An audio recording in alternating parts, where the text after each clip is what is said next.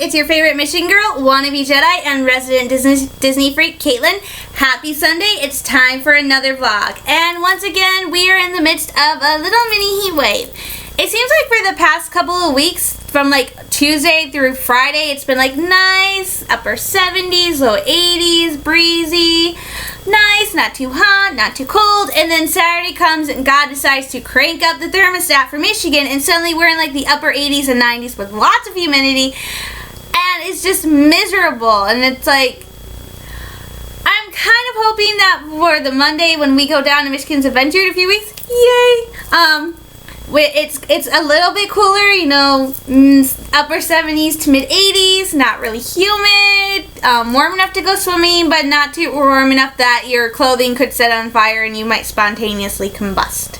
Yeah, my imagination's been working overtime lately because I've been working on my writing, so, yay! Okay, so it's time for my vlog. Let's get to the news. Big international news, social, economic, political, even if you're not really into the news scene, global, political, what have you, this might have come as a shock. I know it shocked me, and I hadn't even really been paying attention to it. I knew there was a vote. I did not think anything of it, and that news is that Great Britain has left the European Union. They voted, and the majority of people voted overwhelmingly to go, hey, European Union, it was great hanging out for you for all these years. See ya! And have decided to leave. That's kind of a big impact. I mean, Great Britain is one of the superpowers on Earth, one of the great global superpowers. I mean, let's not forget that during the reign of Queen Victoria, a popular saying was, the sun never sets on the British Empire, because they pretty much controlled the entire world. So they're a huge global superpower, and they were a big part of the European Union, and now they're not part of the European Union anymore, which is going to make it interesting for the next few years to see what other countries decide to follow in Britain's footsteps and leave. The British Prime Minister has actually resigned because Britain has left the European Union, so that was interesting. And as President Obama says, in the terms of what it means for American politics, it does mean that America will now have to renegotiate its like agreements or treaties, whatever you call them, with the European Union, and then again with Britain, because now Britain's no longer part of the European Union, so that means we have to renegotiate things. So that makes it very interesting in terms of political and social connection between the two countries, and also economically, if you were watching the news, as soon as it broke that Britain left the European Union, everything started going down. The stocks here in the US were falling, the pound was falling, and of course we have Mr. Donald Trump sitting there saying, it's the greatest thing in the world, Great Britain has left the European Union, and everybody's gonna come to my new golf course in Scotland and go golfing because now the pound is lost. I'm like, please, Mr. Trump, just for 1 minute, like for a day or two, shut your mouth and say nothing and just watch video and listen to yourself and what you're saying, because most of the stuff you say makes no sense, okay? I'm not a very smart person. I know next to nothing about politics, or economic or anything like that, but even I know what you're saying spells disaster for the United States if you get elected, okay? I'm not a big Hillary Clinton fan, but I will take Hillary Clinton over Donald Trump any day, okay? So, once again, I just went into a big political rant. I apologize.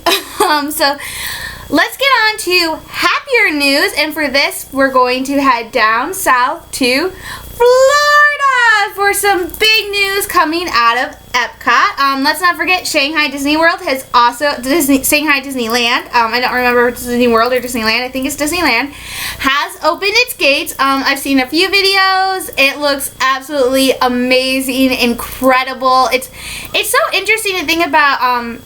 Disney now has resorts in 3 countries. They have, there's Disneyland Paris in France. There is Hong Kong Disney, which has one of the coolest rides ever, Mystic Manor. Go check out this ride on YouTube. It is absolutely amazing. I love it. And like I said, I've never been there. I just watched videos, but it is amazing. I could only wonder what it'd be like to go on Mystic Manor in person. That's Hong Kong Disney. And then they have 2 parks in Japan, Tokyo Disneyland and Tokyo Disney Sea. Now they have Shanghai Disney, the second time a park has ever been built in a country. That means America, China, and Japan are all each have 2 Disney parks. What's interesting is the parks built outside the U.S., Disneyland Paris, Shanghai Disney, Hong Kong Disney, Disney Tokyo Sea, and Tokyo Disneyland, they are actually not owned by the Disney Corporation. Disney built them, they have the Disney branding, Disney pours money into them and stuff. But on the whole, they're actually run and operated and owned by overseas companies. From the parks in Tokyo are owned by a Japanese company. So it's very interesting that the overseas parks, the Disney Corporation actually really just pours money into the parks, gives them the branding and stuff, and basically has a hands-off approach to the parks overseas. And of course Disney Corporation completely runs the 2 parks here in the U.S., but overseas they have very little to do with the overseas parks. They do a little bit more with Disneyland Paris because that park has struggled because it's actually called, I think, I read somewhere, it's one of the least popular of the Disney parks. So Disney Corporation does a little bit more with Disneyland Paris, but they actually don't own the overseas Disney parks, which is really interesting and unique. But then you also have to look at we're going to talk about Epcot and Disney World for this segment. How it's very interesting that in Epcot, actually, I believe it's Morocco, the Morocco Pavilion in the World Showcase, Disney doesn't actually operate that either. It's actually operated by the country of Morocco. The chef at Cafe Marrakesh, the big fancy restaurant in that pavilion, was actually, I don't know if he's still there, but the chef there was actually the King of Morocco's former chef, and the King of Morocco sent his own personal architects and designers and even builders to make sure that this pavilion was authentic to the country of Morocco, including the traditional pillar that you see in most Muslim countries. And everything has to have a small imperfection because of the Muslim belief that only God can be totally perfect, so you can't have perfection in anything. So that's actually a really good belief, so I like that. So it's very interesting that even in Disney World at the parks, there are sections of the park that Disney Corporation cannot really own or operate. So it's actually really interesting to see that overseas Disney Corporation does not actually own the Disney parks, and even in Disney World there's actually one section that they do not own, so do not really own or operate, so that's very interesting. Anyway, but we're not talking about Morocco, we're not talking about that. Some big changes have been announced. One of the major changes is that some of the pavilions in World Showcase are actually going to start opening up at 9 a.m. Now, for those of you who aren't aware, Epcot is huge, and it's divided into 2 sections. The front section where you enter is I think it's called Future Showcase. Yeah, Future Showcase, and it's basically where you're going to find the Innovations Pavilion, where you get to see all these really cool advances in technology, and there's games. It's where the Soaring ride is, which has a new look called Soaring Around the World. It's where Living with the Lands, where you learn about how crops grow, how you can be better at growing your crops. It's where the seas are, where you see all this cool fish and do Turtle Talk with Crash. It's also where Mission Space is. The Mission Space, which looks like a really cool ride, except when you're in it. It's where Test Track is. It's where all the really cool technological, science, advanced exhibits are.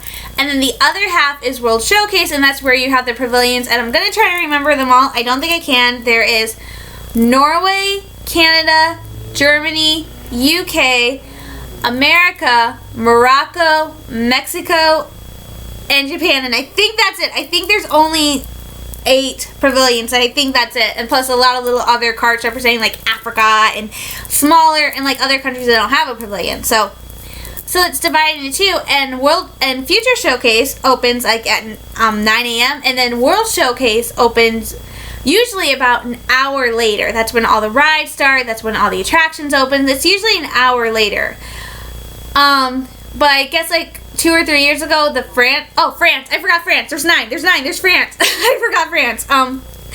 But I guess a couple of years ago, one or two of the restaurants in the France Pavilion started opening at 9, offering fresh made baguettes and breakfast rolls and stuff like that for park guests to come over to France at like 9 o'clock in the morning. And now they've actually extended that to other countries. France, Norway, and Mexico those pavilions will all be open. All the stores will be open. The rides will be operating in France and Norway at 9 o'clock in the morning. That's really interesting. They're actually going to serve breakfast in Mexico, and I'm going, woo, tacos! But it's really kind of interesting that they're going to start doing that. It would be interesting to see if they start doing that for all the World Showcase pavilions. I think it might help ease congestion at Future Showcase with some of the rides if you had World Showcase open so early, because then you could have a pick of where you want to go instead of just really staying at Future Showcase for an hour and being like crammed with everybody. But still really interesting. 3 of the pavilions are officially opening at 9 o'clock. There's a new exhibit in the China Pavilion of Epcot, which is all this stuff about Shanghai. It's really, it's the same exhibit they did at the D23 Expo, which is really all the concept art, concept costume designs, models. It's nothing new, and as Jeff and Denise from Mousestep said, it would be really interesting, since now the park is open, now that all the rides are built and stuff, to have added like pictures and videos of the rides being installed, of testing, of like opening day, which would be really cool, which would be really interesting. But basically it's just the exhibit from D23, which is all concept stuff. Still really cool. The video looks really interesting. My favorite exhibit Disney has done at Epcot, because they will do exhibits sometimes for the countries. They did one, I think it was a month or two ago, called The Art of Kawaii in the Japan Pavilion, and it was all about the cute stuff from Japan, like Hello Kitty and Sailor Moon and like all the really cute stuff, and it was awesome. It was pink, and I was like, pink, give me.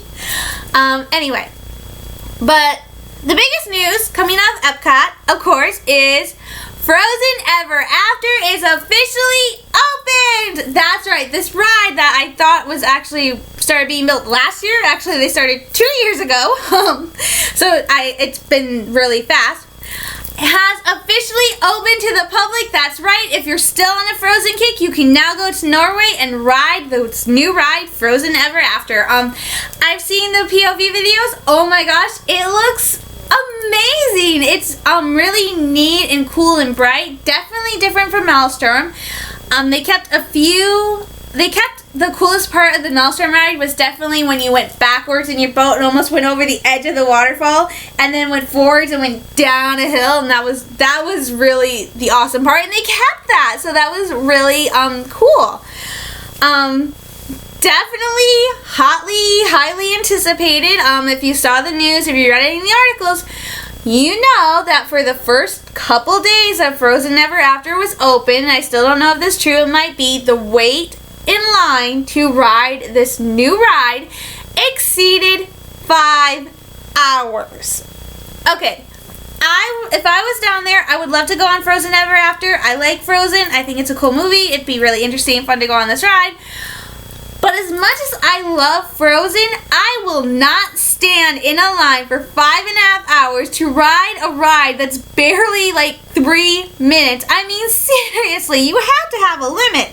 So, if I was down there, this is what I would do. Instead of getting in line with all those people who are more than willing to wait in the hot Florida sun for 5 hours to ride this ride, I will go ride all the other rides that will have no lines, like Test Track, because everybody else will be in line at Norway for Frozen Ever After, and there will be nobody at Test Track, which would be like one of the only rides I would go on at Epcot, because I'm such a big scaredy cat.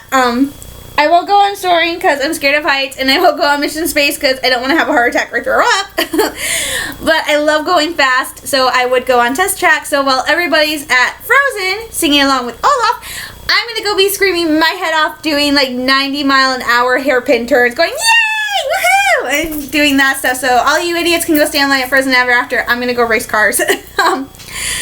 But, yeah, a 5-hour wait, and I'm going, oh my gosh. But Disney was really nice, and of course, the first day, there was apparently a ton of breakdowns on this ride. But Disney is nothing but nice.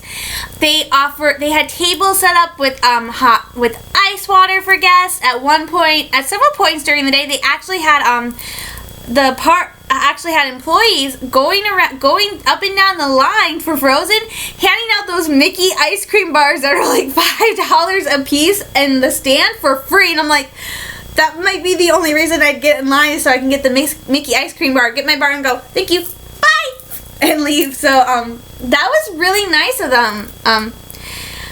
Inside the ride, it was really cool. The queue was interesting. At one point, and one of the things in the queue is they have Oaken from Oaken's Sauna, the really weird fat guy that go hoody hoo, like the typical Norwegian guy. He pops up behind the sauna door, which steams up, and he draws like Olaf's face in a snowflake, and he says, like he will draw Olaf's face, put his face up against it, goes, I like warm hugs, yeah, and like all this other stuff. So it was really cute and funny. It's really interesting. The instant you get on the boat, the first thing you see is Olaf and Sven, and oh my gosh, Olaf is so cute. You actually see Olaf the most out of all the characters on the ride. You see Olaf a grand total of like 3 times. So Olaf and Sven are the first characters you see, and the whole plot of this ride is in honor of Anna saving Elsa through an act of unselfish and pure true love. Elsa is throwing the first ever summer snow day at her ice palace. So you are on your way to Elsa's ice palace to go attend this big party, and you get to meet all the characters. So like I said, first you see Olaf and Sven, then you go around the corner and you see Grandpappy with all the trolls, and he's telling all the little troll kids about how Anna saved Elsa with her act of true love by sacrificing her life for her sisters. And then you go around another bend, and suddenly you're at the ice palace, and again you see Olaf, and you see Kristoff, Anna, and Sven. Sven has his tongue stuck to a pole.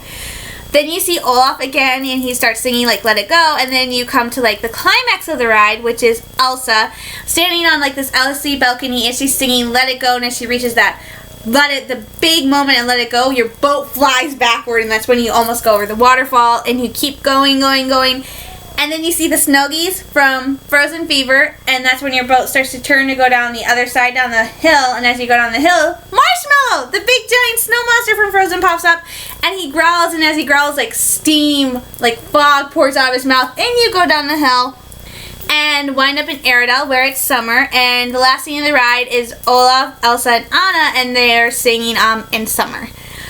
So you definitely see Olaf a lot more than any of the other characters, which is nice.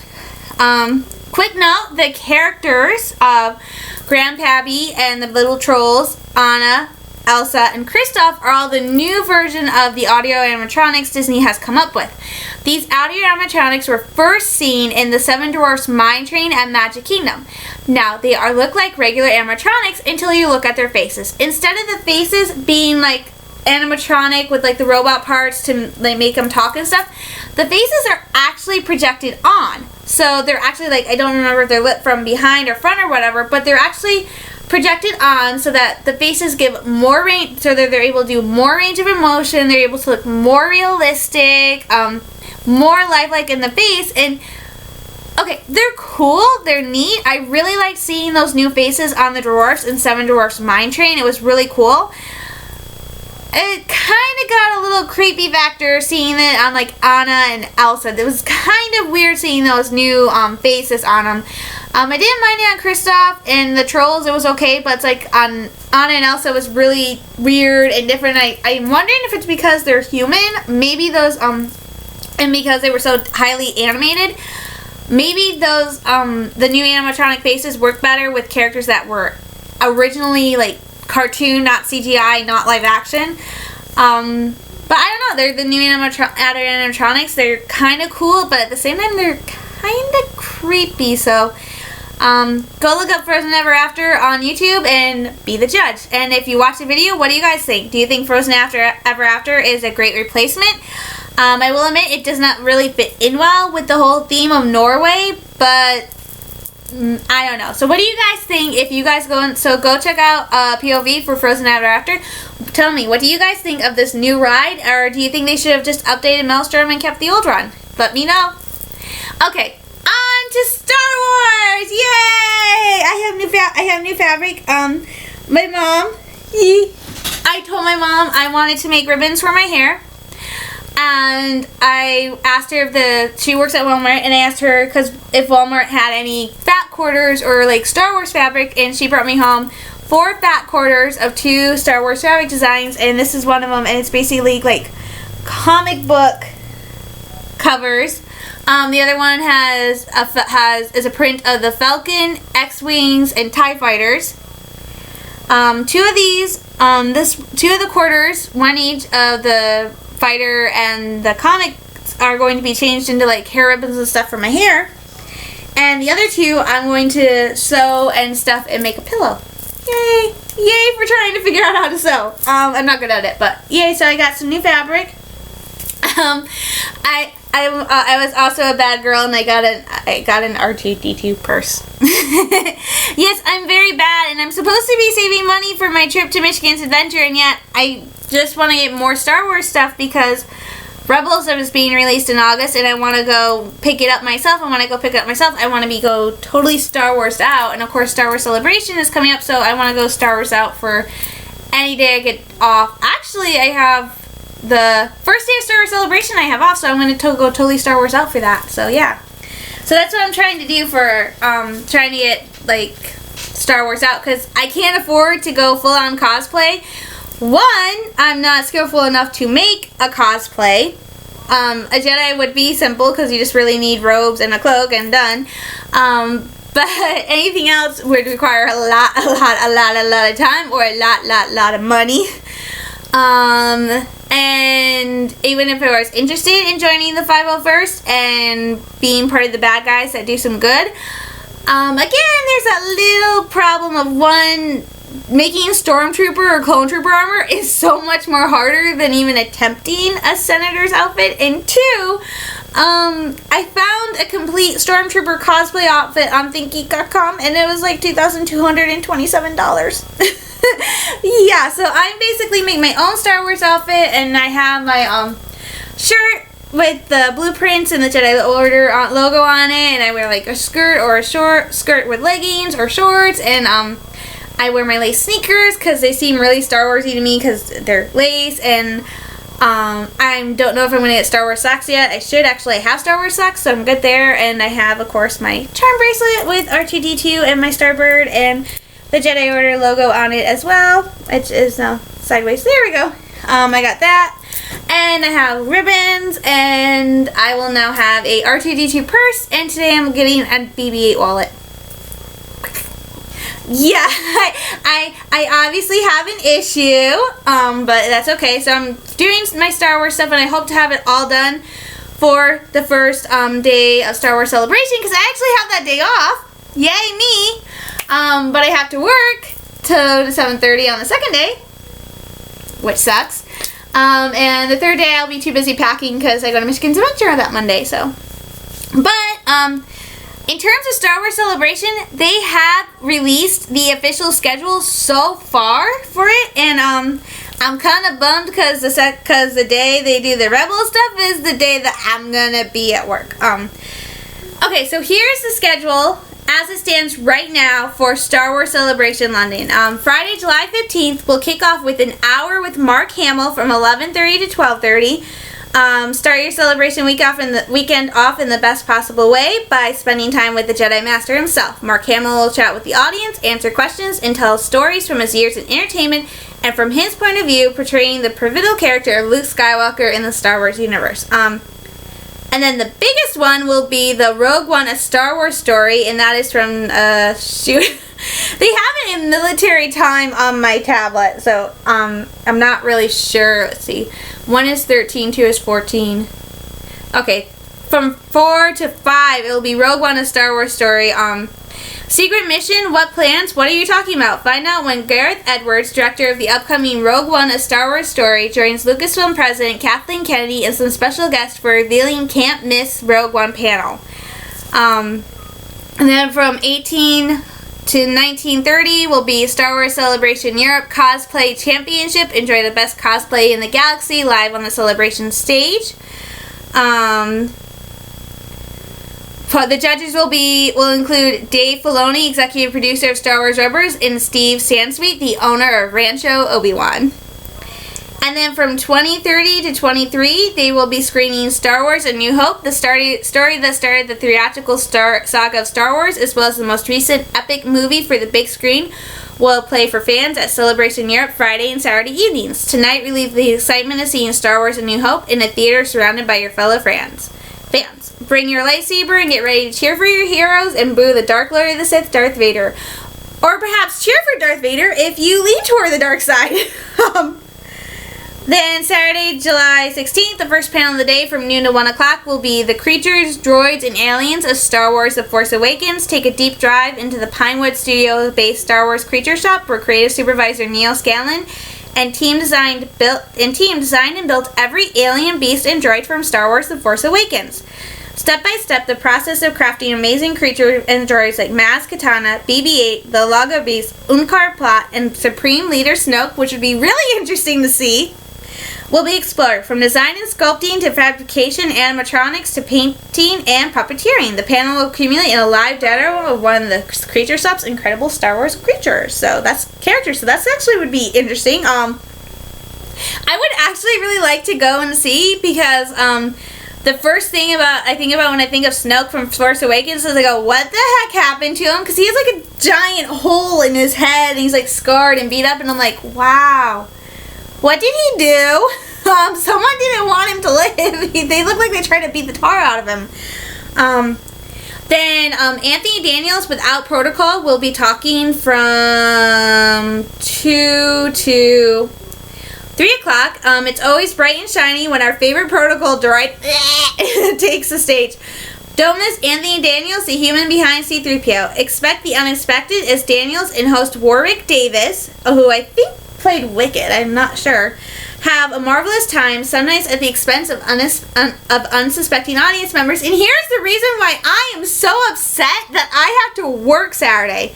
Okay, from 1 is 13, 2 is 14, 3 is 15, 4 is 16. Yeah, from 4 to 6 o'clock, from 1600 to 1800, it's going to be the Star Wars Rebels Season 3 panel, and I'm going to miss it. I'm so mad. I have to be at work, so I'm really upset I'm going to miss it.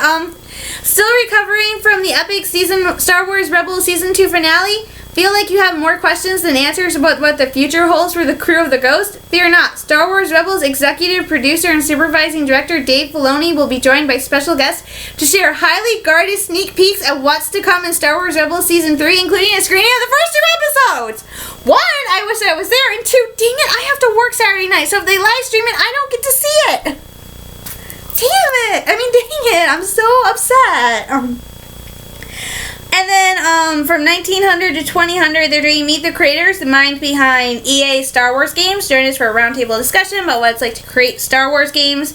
The creative leaders behind Star Wars Battlefront, Star Wars Galaxy of Heroes, Star Wars The Old Republic, and other upcoming Star Wars video games from EA will share behind-the-screen stories and reveal the news about the future of Star Wars games at EA. And then from 2100 to 2330, they will be screening Star Wars The Force Awakens, the story that started the theatrical, blah, blah, blah.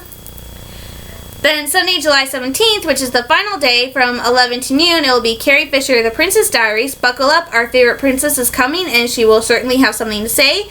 Join Carrie Fisher, the force behind Princess Leia in the Star Wars movies, for an hour of insights into the world of one of our favorite characters on and off the screen. From 1 to 2, the final panel will be Ray Park Unleashed. And actually, I would be excited to go see this guy, even though Ray Park, the actor and champion art martial artist behind the iconic character Darth Maul, who still to this day absolutely terrifies me, will take the stage for an hour of insights and interaction. Always two there are. Park will share the stage with Celebration host and Sith apprentice Warwick Davis. So it's maybe he wasn't Wicket. So yeah, got a good lineup this year. Kind of be really interesting to go to definitely the Rogue One panel and the Rebels panel, which I'm still bummed about that they live stream it. I miss it. I would definitely like to go see Carrie Fisher and Mark Hamill, and for some odd reason I like Ray Park, even though he plays a character that I'm absolutely deathly terrified of. I would love to go see him because he's a champion martial artist, and the one thing about Maul that I kind of liked is I liked his lightsaber style. I liked the battling scenes. Those are really good battling scenes. That's basically kind of what saved Phantom Menace for most people a little bit, was the fight scene between, that big fight scene between Qui-Gon, Obi-Wan, and Maul. It's like, think about it for a minute. The guy's actually really good, so it'd be really cool to go see him, but to hear him talk. But I can't go to England. I hope they live stream a lot of this stuff online. But I don't know if they do that or not. Anyway, also big news. Now I gotta get to it. They have officially announced a lineup of Star Wars characters from Rogue One because it's kind of been really hush. They're really taking advantage of doing all new Star Wars stories with Force Awakens and with Rogue One, of being able to keep it quiet about who these new characters are and what they do. I mean, we really didn't have a big clue going into Force Awakens, and I think they're really happy that they have that now. With the prequels, it kind of wasn't too big of a secret who the characters were. These are characters who were already established in the original trilogy, so we knew there was Anakin Skywalker, who he was, who Obi-Wan Kenobi was. Padme Amidala was kind of a shocker. So we knew a lot about the characters in the prequels, so I think with these newer films, they're so happy that they're able to keep so much of it under wraps. But they have announced a few of the characters, and yes, the big one, the big name. We saw the Rogue One teaser trailer, and all of a sudden we saw that scene where we saw a figure robed in black kneeling before a hologram of the Empire. We went, Darth Vader, right? Wait, was that Darth Vader? It's official! Darth Vader will be in Rogue One, a Star Wars story. Yay! The big question is he going to be the laid back, kind of not really beaten down, not really into fighting Darth Vader from the original trilogy? Or will he be the emo, still lost in a world of pain, hurt, and suffering Darth Vader that we got at the end of Revenge of the Sith? Or will he totally be the number-taking, butt-kicking, totally beheading, slicing, dicing, any way you look at it, killing Darth Vader that we have seen in some of the Star Wars video games? It will be really interesting to see which version we get. I'm kind of hoping for the third one. I don't need any more emo, depressing stuff. But we have we have a list of characters. There is Jen Erso, which is the female lead, which all the girl, I think I freak out over her every time I see her. I'm like, yay! Captain Chirrut Ima. I'm not gonna go through all of these. Just some of the big ones. The one dude that was really interesting. We did learn don't remember who, but they have revealed the guy in white, the Imperial in white, the guy who's leading the Death Troopers. Is this guy who's actually out to get Darth Vader's job, so he's going to be a nasty. Another one that people were wondering about was the one, Donnie Yen, that really famous martial artist, who his character exactly was going to be. The name of his character is going to be Chirrut Imwe. I can't pronounce it. And he's going to be a blind combatant, so he's blind. Definitely, again, George's inspiration from the samurai films. He is not a Jedi. I know, seeing the trailer, myself and a couple of my other friends were seeing that, and we knew, of course, that Rogue One, that there wasn't supposed to be like any Jedi in this movie, no lightsaber or something like that. And then you see the footage of Donnie Yen's character fighting, and he has a staff, and he's wielding it like a lightsaber, and he's fighting, and we're watching it and going, wait a minute, that fighting style, that looks a lot like the Jedi from the old Republic, from before the Order fell. He really fights like one and moves like one. And I read an EW article and explained it. Donnie's character is not a Jedi. He's actually just this guy who really respected the ways of the Jedi, their order, and so he adopted a lot of their styles, like their fighting and combat styles, and how they lived, to himself personally, and adapted to it. And so that's why he's such an amazing fighter, and why he actually does look and kind of feel like a Jedi, but he's not, because he's not a Jedi. He's just someone who wanted to be like one, like most of us in the real world who we want to be like Jedi and we can't, because this is Earth and Jedi don't exist. So, sad but true. But the big news, for the first time ever, an animated Star Wars character is going to be brought to life. And I don't mean like at Disney World where they had face characters for Ahsoka and Rex and Cody and Sabine and Ezra during Star Wars weekends? No. I mean, literally, Forrest Whitaker's character, as soon as I heard who heard her it is, my mind went boom! It blew up! Oh my gosh, I could not believe it! Forrest Whitaker's character is none other than the rebel from Auradon, Saw Gerrera. Oh my gosh, I am so excited! Okay, calm down, Caitlin. For those of you who did not watch Clone Wars and have no clue what I'm talking about, Saw Gerrera was a character who appeared in the Season 5 4-episode story arc, Auradon Rebels. This story arc saw Obi-Wan Kenobi, Anakin Skywalker, Captain Rex, and Ahsoka Tano traveling to the planet Auradon at the request of not only Saw Gerrera, but Ahsoka's friend and sometimes crush, Lux Bonteri. Auradon is under the rule of this king who is a total separatist-loving freak, and that's making life miserable for the average people on Auradon. Lux, Saw, and his friends all want to get rid of this king who usurped his throne and bring back the original king, King Finma, who was for the Republic. So Anakin comes up with this idea that, and they can't really sanction it, but what if he and Obi-Wan and Rex and Ahsoka went and taught the rebels how to fight? Not help them, but teach them the skills they need to, like, bring down, like, guerrilla style fighting.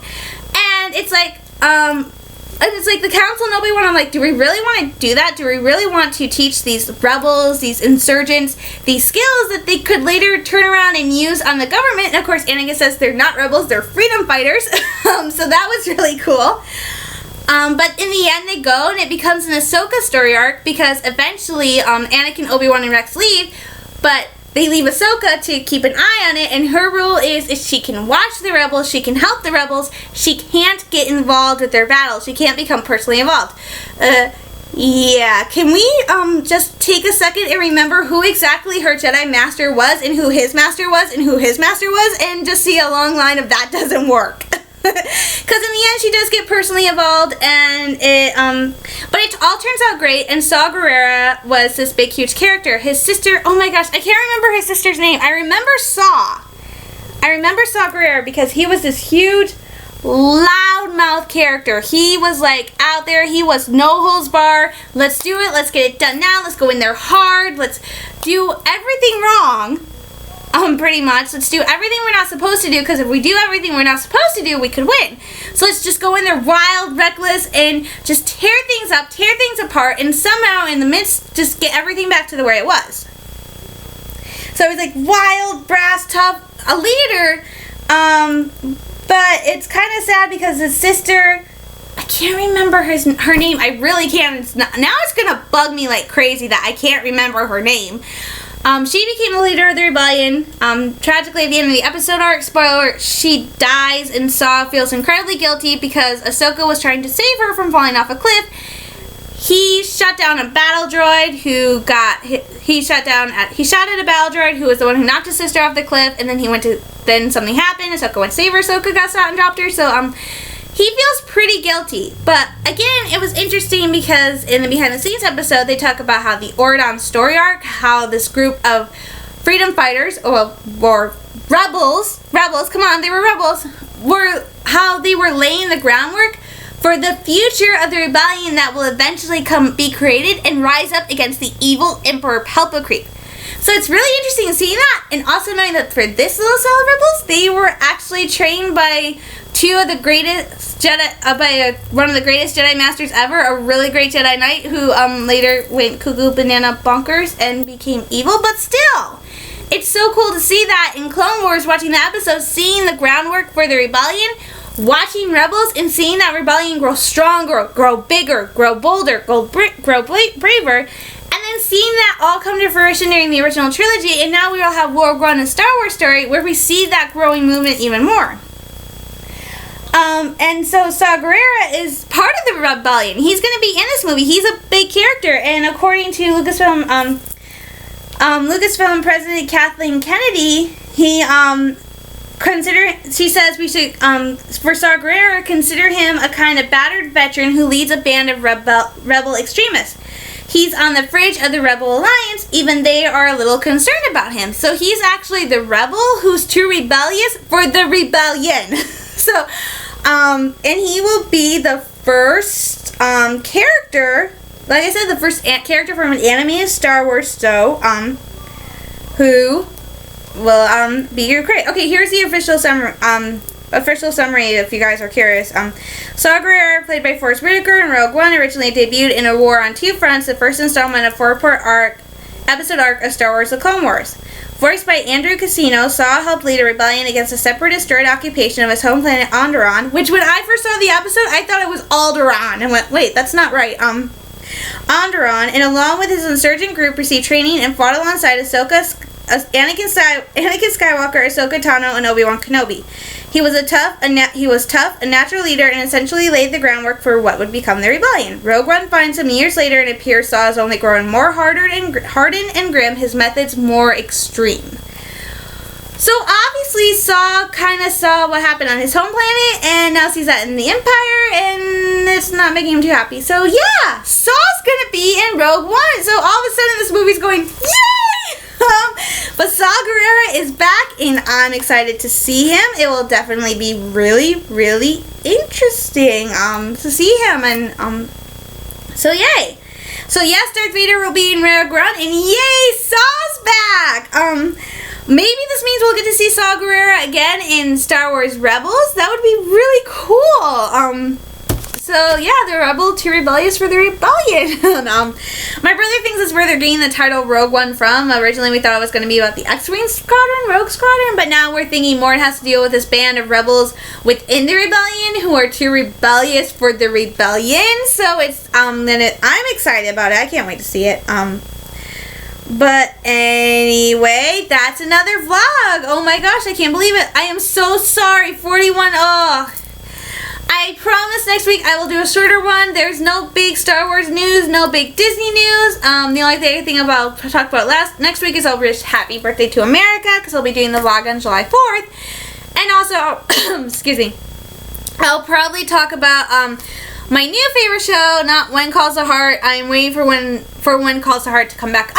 I am actually talking about Beauty and the Beast, because 4 seasons too late. This season is the final season, and I finally got into the whole Cat and Vincent thing, and it's driving me bonkers. I have to wait, but I'm officially all caught up, so I'm good.